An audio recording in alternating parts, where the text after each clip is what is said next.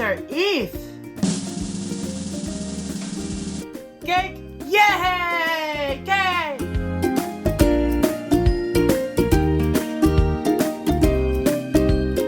Nan, saan ka pupunta? Sa Soler. Sama si Lucas. Wala na sa Heramia. Ang nagbigay sa'yo ng ticket, Hiramya eh, si Tita Angela eh. Oh, what will you say?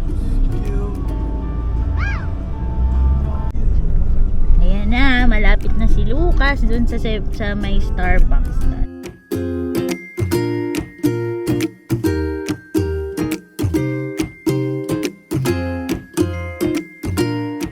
Lucas! Halika na!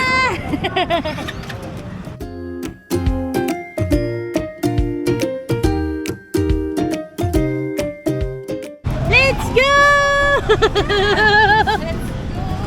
Sorry, na late. Go, come on. Kaya.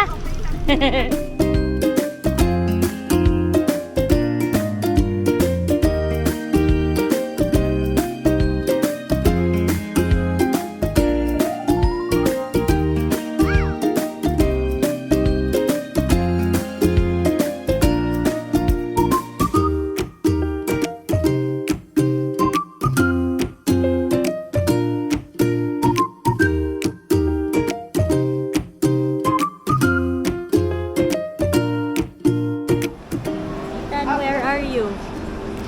Avenue, saan po? Di, nasaan ka? Soler! Sa Soler. Wait lang. Nasa sa Soler. Let's go, Lucas!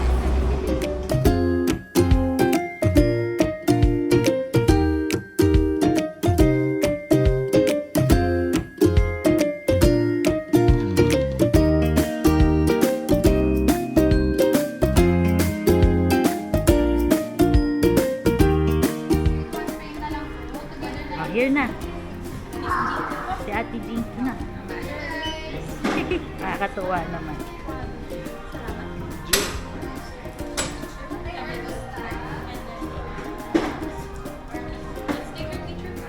Oh, Lucas, go!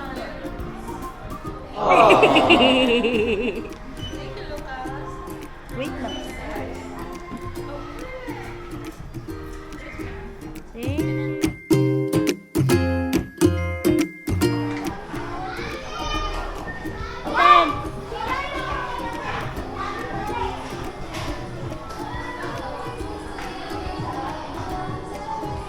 Ethan, here! Dude! O later. We'll buy later. Nandun. O later, mag-play ka muna. Food na pala dito. Later. Go tayo kung...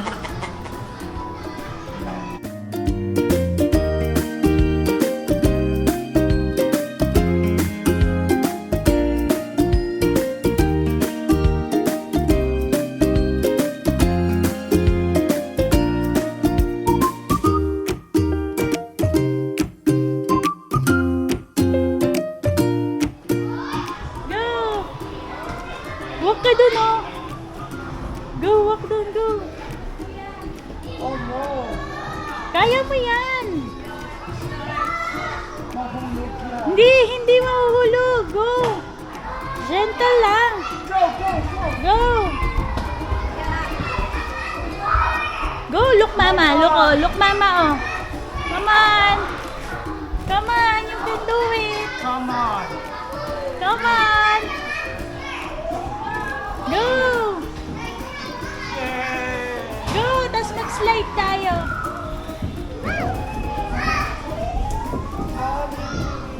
Go!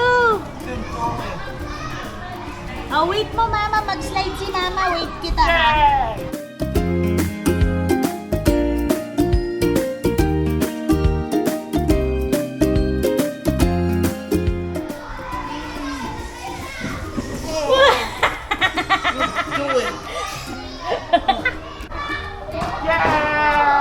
Wait natin si Lucas. Go!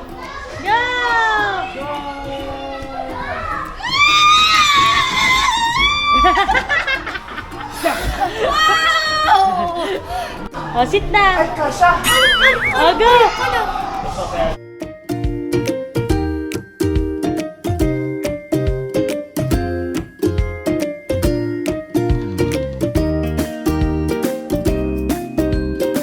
Oh, go, Lucas. Oh, go.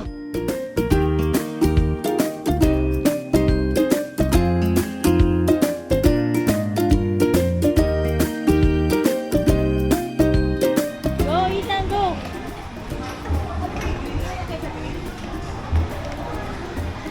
Oh, go, obstacles.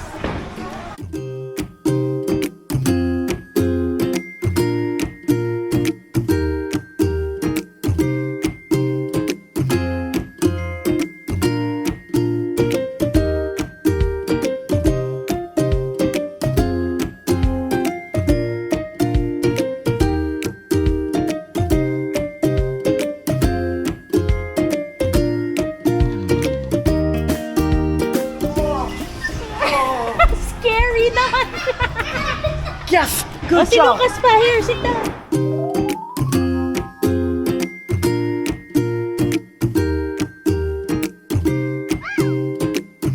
What's that? This is noodles. Oh. Masarap. Masarap.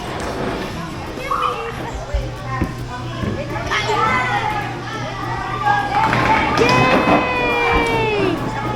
Oh, Lucas naman! Lucas!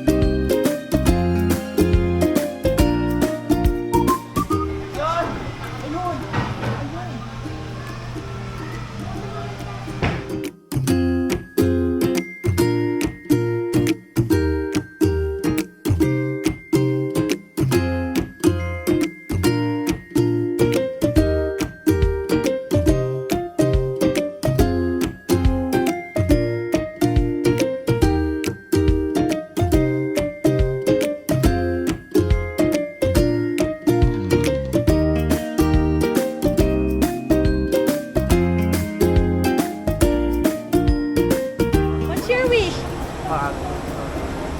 Mura lang to eh. Oh, go! Yay!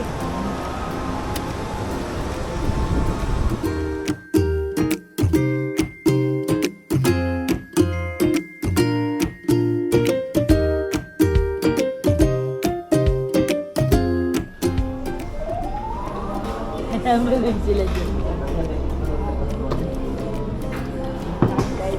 Kain sila. Ayun, pahingi naman.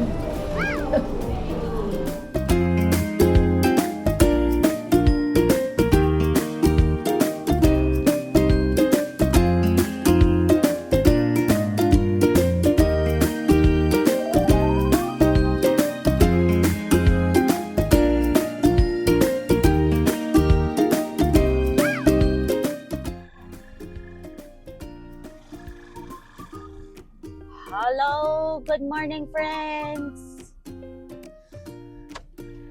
So, papasok na po ang mga tao. Today is Friday. And, papasok na si Ethan. Last, kailan ba kami nagsoler? Kahapon ba? Ng isang araw. Isang araw yata kami nagsoler. So, ayun na nga. Nagsoler kami nung nakaraan. Binigyan siya ng ticket ng tita niya dun sa kids club. Kung nakita niyo, yung mga first trips. Binigyan siya ni Tita Angel niya ng ticket para ma-experience naman niya yung kids club. Tapos, sinama niya yung kanyang best friend na si Lucas. And then, tawag nito, nag-play sila. And enjoy naman, enjoy. Pati ang mga nanay nag-enjoy. Hindi nga namin napansin yung time na tapos na pala. Kasi pagdating namin doon, nakita namin yung mga big slides. Nakakatuwa, pwede sa adult. Meron doon nakakatakot na slide, yung color black. Diyos ko, ala ko, maghihiwalay ang kaluluwa ko at ang katawan ko pag slide. Pero all in all, the experience, 10 over 10 yan sa amin ni Ethan. At saka maganda yung mga experience na yan, yung mga binibigay lang yung ticket, hindi ka nagagastos. Tapos, after nun, kasi nagtitipid ang mga nanay, hindi na kami kumain dun sa hotel kasi sa Soler North naman kasi parang few lang talaga ang restaurant. Katulad nung parang buffet area nila dun, fresh ba yun? Yung fresh. Kailangan pa-schedule ka pa bago ka makakain. Siguro ang daming tao, nakakagulat. Ang daming pera ng mga Pilipino. Grabe, nakakapag-buffet, nakakapag-sugal. Kasi di ba may casino nga doon. So, sugal-sugal ang mga person doon. Tapos, after nun, sa labas na kami kumain din dahil yung taste palette nga ni Ethan and Lucas is iba, unlike sa ating mga regular na So, ayun, nag-enjoy sila. And, backstory lang, si Lucas is best friend ni Ethan. Parang, nung first time ni Ethan mag-school, siya agad ang classmate niya. Classmate sila agad. Tapos parang sila talaga yung naging mag-best friends dun sa class. Tapos kami naman ng mami niya, naging mag-best friend din kami sa labas, kakaintay sa mga bata. Kasi nga, di ba yung schedule nila, mabilis lang, unlike dun sa mga regular na kids. Yun, so ilang years na silang magkaibigan, ilang adventures na rin ang napatunayan nila sa isa't isa. So few pa lang itong nakita nyo, pero ang dami na nilang pinagsamahan. Magkasama sila sa swimming, sa Team Marikina. Si Ethan kasi sa swimming, ang stroke niya is breaststroke. Si Lucas naman is backstroke. So, magkaiba sila ng competition pag lumalaban. Pero alam ko, dadating ang time na maglalaban silang dalawa. Kaso, naboboard na yung mga bata sa swimming. Actually, may kasama pa kaming best friends nila, dalawa din. Which is yung kasama ko sa group na Oh My Nanay, si Mami Madel, Mami Mel, tapos yung kids nila si Gabby and Tyler. So, yan, 4 kami lagi magkakasama. Yung group namin is about autism awareness din, same din ng atin vlog. May mga questions kayo, may page po kami dyan. And parenting. Almost the same lang din ang ginagawa ko sa mga content na to. So, ayun na nga. And masaya. Sana next time may mag-give ulit sa kanya. Shout out pala kay Shout out pala kay Angel and sa family niya. Thanks sa pagbigay ng ticket. Nag-enjoy silang dalawa talaga. Tapos, just a little reminder for everyone. Maging tayo, empathic nga na sinasabi. Kasi meron ako nakita na isang mother na actually nag-trend siya sa sa Facebook nakita ko siya. Awesome mom din siya. So may anak siyang nasa autism spectrum din. Napunta sila yata sa isang, ewan ko, hindi ko sure kung parang playground or katulad ng pinuntahan namin. Or, di ba madami naman kasi yan mga playrooms para sa mga bata. So, hindi sila pinayagan na magstay doon. Parang ganon. Which is nakakadurog ng puso kasi bata din naman yun, and alam niyo, sa totoo lang, ang hirap po maging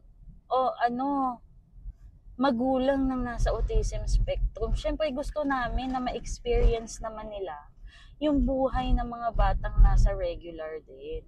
Yung nakakapag-play, nakakapunta sa playroom. Ako, thankful lang ako sa lahat ng napuntahan naming playroom. Pag nakikita si Ethan, parang alam na nila agad. So meron na sila agad awareness na ganun siya. Hindi man lang nila masabi straight sa akin, 'di ba? Pero empathic sila. They smile, parang, sige, he can play with my kids. Kahit mga baby yung kids, sige, he can play with my kids, mommy, don't worry. Buti wala pa naman akong experience na ganyan. At salamat naman, Lord, at walang ganon. Kasi siguro kung ako yung nanay na yun, tas nakikita ko yung anak ko na umiiyak sa sasakyan, pauwi kami dahil hindi siya pinayagan mag-play. Oh my God, siguro inaway ko lahat ng tao doon.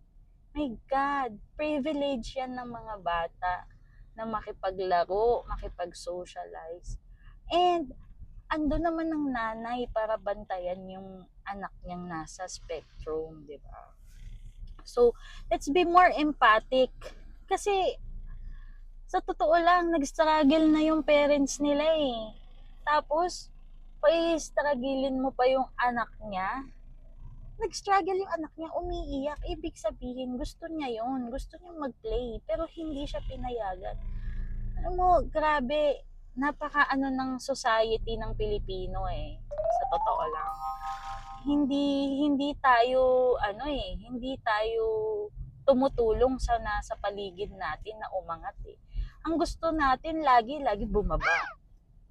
Baguhin natin yung attitude na yan. Kasi, pasasaan pa, bilog ang mundo. Hindi laging nasa taas tayo, di ba? It's just an example ko na let's be more empathic. Kahit hindi siya autistic, kahit normal siyang tao, let's be more empathic. Talaga. Kasi, sa bagay, hindi rin naman natin masabi sa ibang tao kung ano din naman ang pinagdadaanan nila. Pero, hindi yun solusyon na ikaw din mismo, kung ginagawa sa'yo, gagawin mo din sa ibang tao. Hindi yun solusyon. Very wrong. So, ayun na nga, nakita ko lang talaga, nagulat ako, na i-share ko. Shock ako kasi masakit sa puso. Nakikita ko sa Facebook, umiiyak yung bata. Nakakalungkot. Na-hurt ako sa mga ganyang bagay. Diyos ko, nahihingi si tatay. Wala pa naman akong pera. Diyos ko. Para maniwala kayo. Ako talaga yung hihingaan niya. Ako nga tong kailangan din manghingi sa buhay. Diyos ko, nakakainis ha. Dami kong struggle sa buhay ko. Gusto kong mabuhay ng komportable. Pero sabi ni Lord, mag-struggle ka muna ngayon. Pinapa-struggle pa niya ako. Kaya wait and see. Magsasucceed ako, each and every one of you. Anyway, thank you. Nag-enjoy kami sa Kids Club. And let's be more empathic to each and every one. And sana po, palagi kong sinasabi, sana nag-enjoy kayo sa vlog namin. At i-like nyo yung page. Hit like and subscribe. And follow for more, for more videos coming up. Sana magtuloy-tuloy to. Nag-i-enjoy kami ni Ethan. And sana mayroon kaming makakolab na awesome parents din. I hope. Thank you. We'll see you again soon. Ciao!